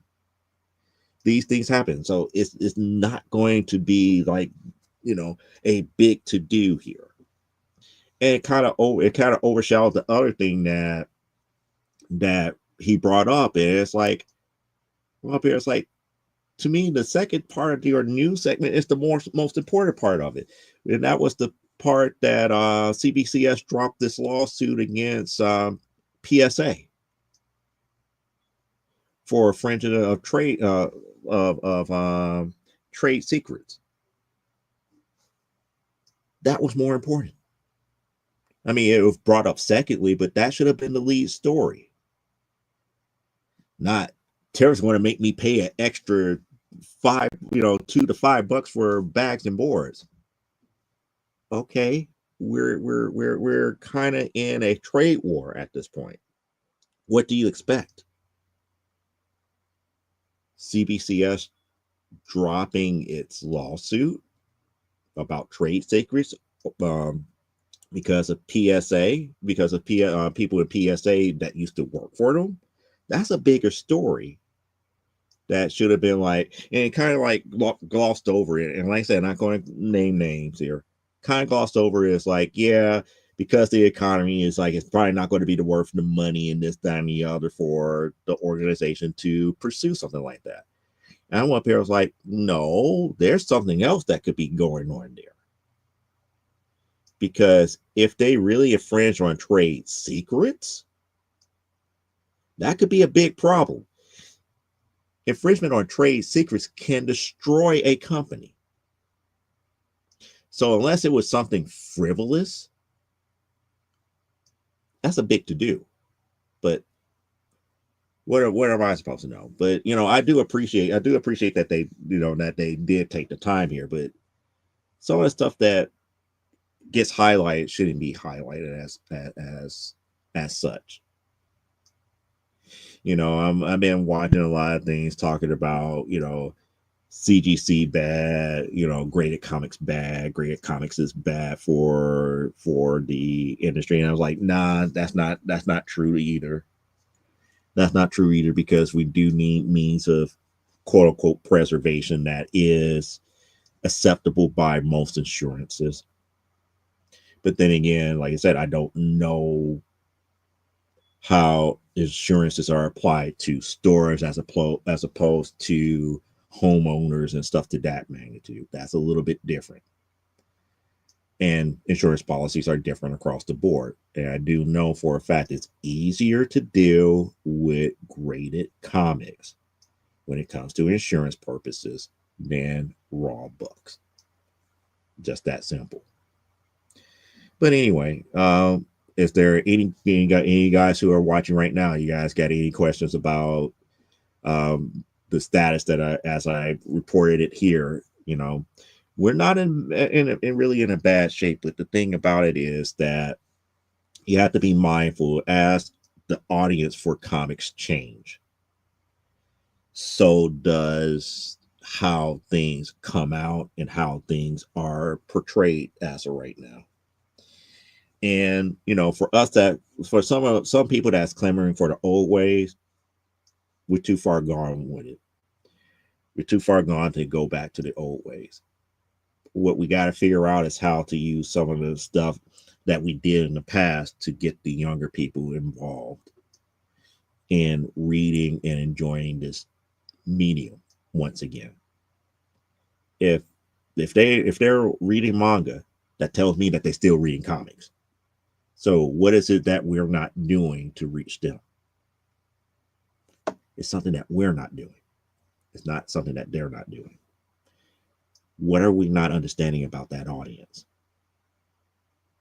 That's the better question. Are we just ignoring them? Are we just not marketing to them correctly? It's got to be something, but it is what it is.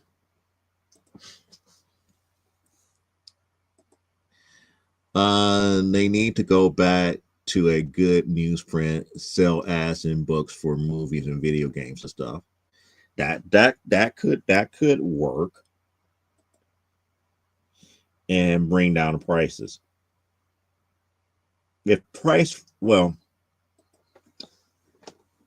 Since you went there, I will bring up one other thing. And like I said, I try not to be controversial, but I'm going to go there.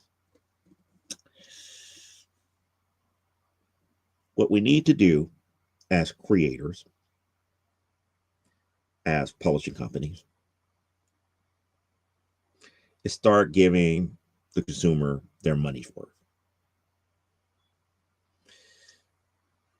Having 12 and 16 page comics not going to do it anymore.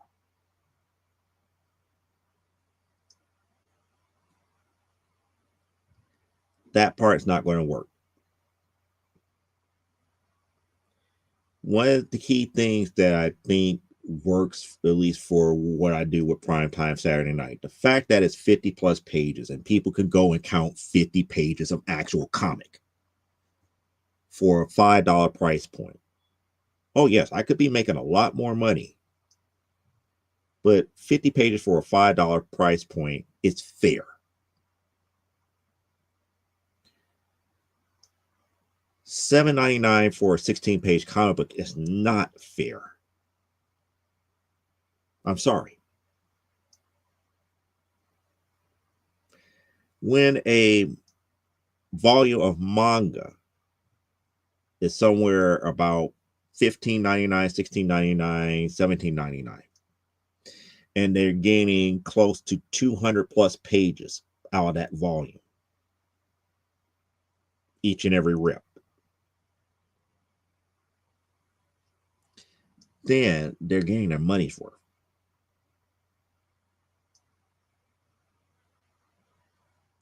And that's the real problem in a nutshell. We don't need advertisement for every other comic book series that you publish in the middle of our story to pad out a comic book issue. And yeah, I'm knocking on like the bigger publishers, because us in the small press, we don't have that luxury. We could do it. Don't get us wrong, we could do it, but we don't have that luxury. Why? Because we're trying to build a name for ourselves. We're trying to build a quality title. We don't have that luxury. And a lot of times, it's like, yeah, we do get overshadowed a lot. But we also try to do things the right way. We try to give those who do buy from us their money's worth. We're not trying to stiff them and everything. Granted, artists cost money, inkers cost money, colorists cost money, editors cost money, people that is involved in the project cost money. But if you want to charge that bigger price point on a book, we need to get out of that area of 12 to 16 pages. I'm sorry. That's you're going to lose a lot of people because of that, because people are going to feel that they're not getting their money's worth. Now, mind you, this is going back to what I was saying earlier. If you're really catering more to that person who collects the art, I understand. That's the reason why you do the variant covers the way that you do. That's the reason why you have those ratios the way that you do, because deep down inside, that those people are going to pay the higher price points for those covers, period, because you're forcing the brick and mortar stores to do it to those individuals. Be damned the ones that are going to try to be loyal to you. And the reason I say it that way is because those who are loyal to you, they don't need it. They're going to get the cover A and be happy because they want to read the story. And then they're going to be upset that the story this time around is only 12 pages. And it's not 12 pages of satisfying story. But it is what it is here. Yeah, it's like, what 7-year-old is going to drop $20 on 3 comic books? Exactly. Yeah, and it's like, it's more than fair. I mean, that's the whole thing. It's like, you said there, $20 on 3 comic books, and out of those 3 comic books, you pretty much only getting 48 pages of story. For that same $20, I could go and get a volume of Naruto and get close to like 150 to 250 pages of story and be happy. It's about giving the reader a good bang for their buck. Because DC and Marvel just had in-house ads. Yeah. They do page fillers. When they had ads like Double Dragon, Jurassic Park, coming out to theaters, they kept the prices down for consumers. Exactly. Even more so. Using Elaine's Wayback Machine, when Marvel and DC were printing the books themselves, they kept those prices down. It wasn't until right around the time that the direct market, came out, is that when everything just started skyrocketing, because they got rid of their own in-house printing and everything. They started outsourcing a lot of that type of stuff. It saved them money, but us as the consumers end up paying more for those books. And over the years, we started paying more and more and more and more. That's just the nature of the beast here. And that is just the messed up nature of all of it. And yes, having those types of ads It's big money. It's big money. But then again, here's the problem with it now. Back then, even in the even in like the 80s and 90s,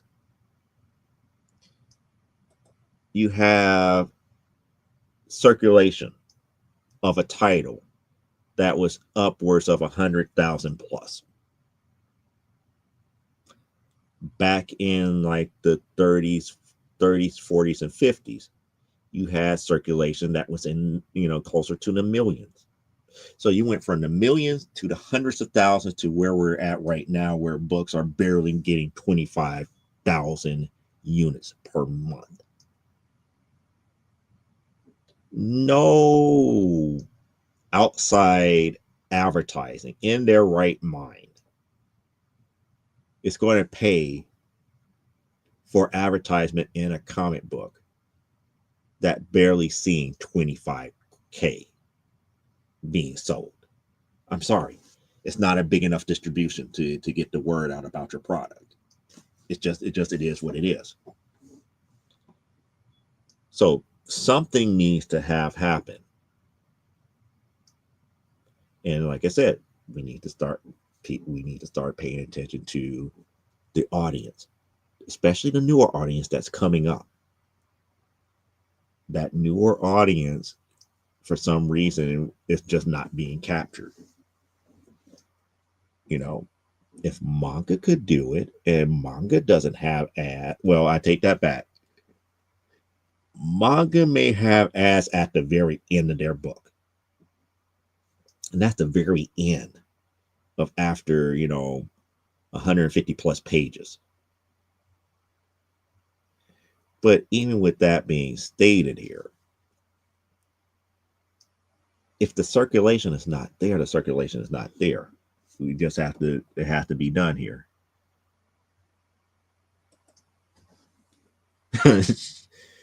Yep. I can understand that.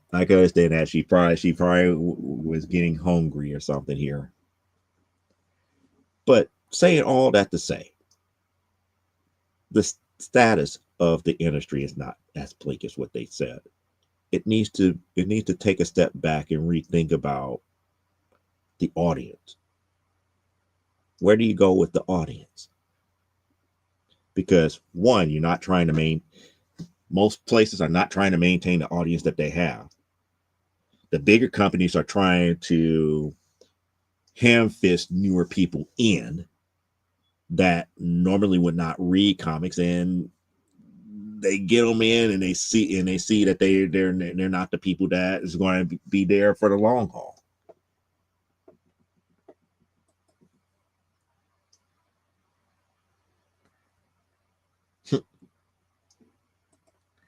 Dart attacks don't need to audit. Yep. Oh, speaking of which, did you get what I sent to you guys?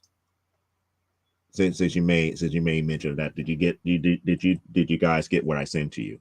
Because it was more than the stuff that you bought on the claim sale. It was like everything that was built up over everything here.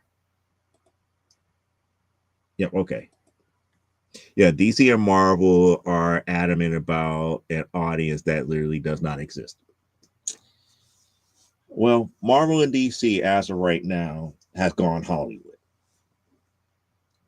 They've seen the bigger money off of the movie.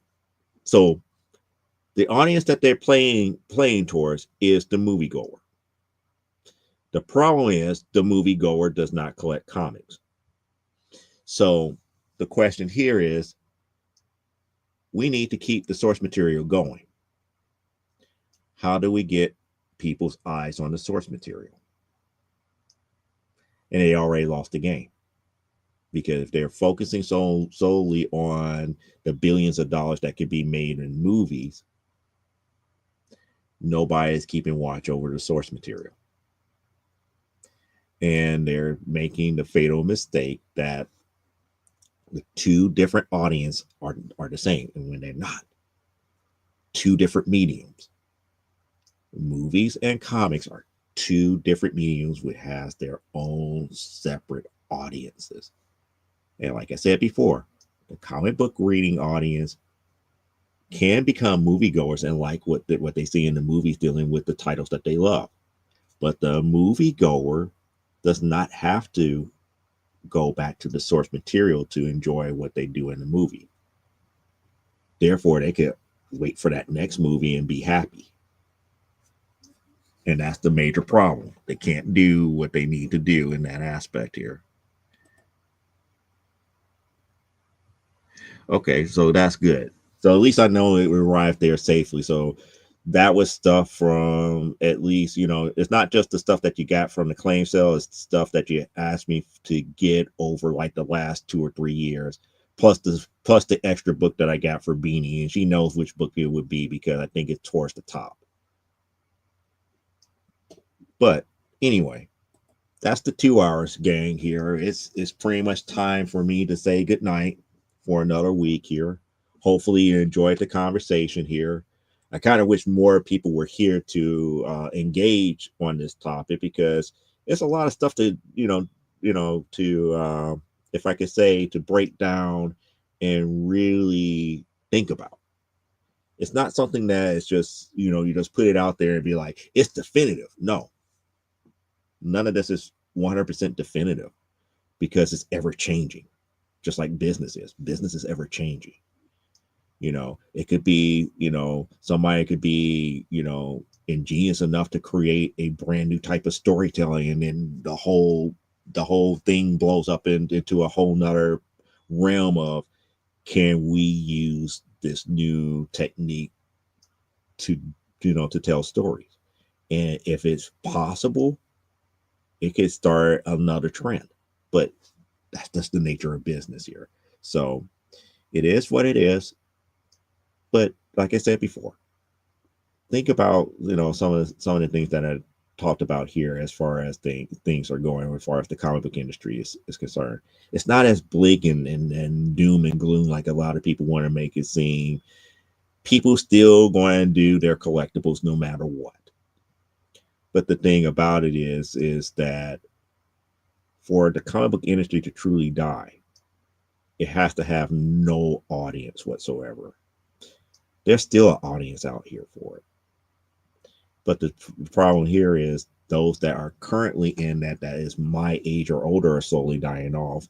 And those that are younger than I, might, fall off the track here and go do something else. It's always going to be the thing about getting the newer and younger interested in this art form. And there's a lot to compete against. You got video games, movies, TV, and all this other stuff. You have to reinvigorate reading in some form or some fashion. And understanding that other audience, the younger audience, is going to be a key component of that. And that's pretty much it is here. Beanie Book, that's me, and points at herself. Yep, there's one that's there. And you're going to know it. You're going to know it when you see it. You're going to know it when you see it here. By the time Beanie is my age, a copy of Fantastic Four can be $12.99.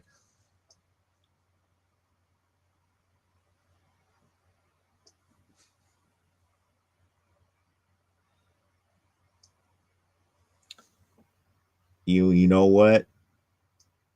By the time Beanie is your age, Fantastic Four could theoretically be closer to $25.99. That's one reason I had to stop. I had to stop and think about that for a second. No, it could be closer to $25.99.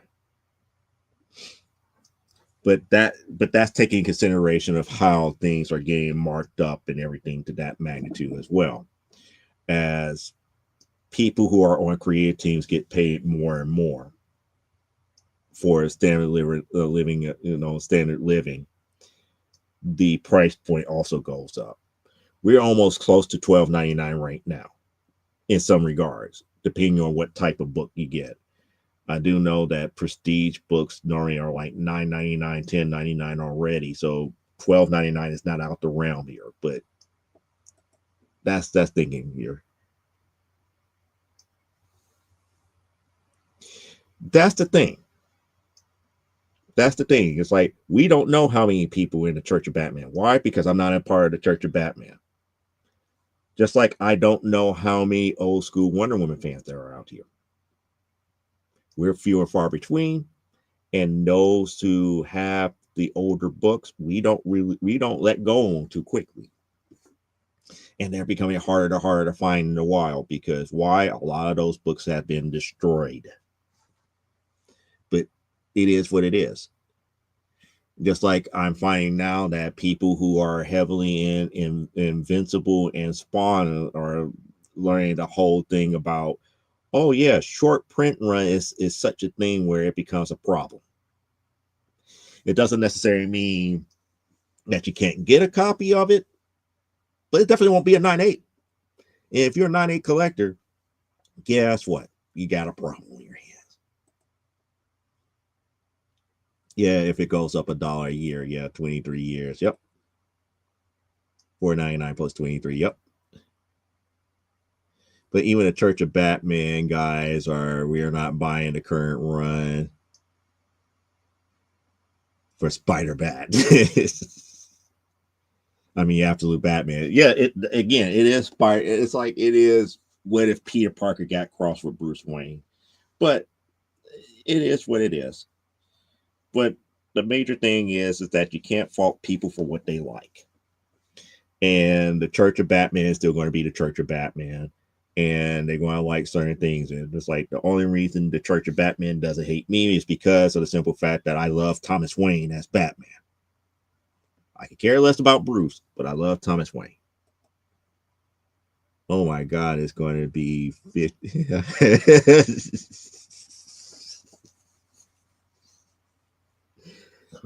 It's funny when I hear people your age talking about, I'm going to be ultra ancient. When I turn 53, it's like, no, 53 is nothing but a number. I'm going to be old, wrinkly, and so fat. Thomas Wayne forever. Yep. So, on that note, I bid you guys farewell. Live life, grow, and be well. And we're out of here for the next week here. Call me an old ancient vacation phase. So, as I said, live life, grow, and be well. We'll catch you next week here for another episode from the Deso Small Press Publisher.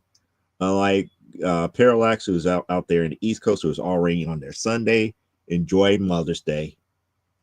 And B, you better tell both her and her mom Happy Mother's Day, or else I'm going to send the remaining members of the B5 after you for not being a good girl.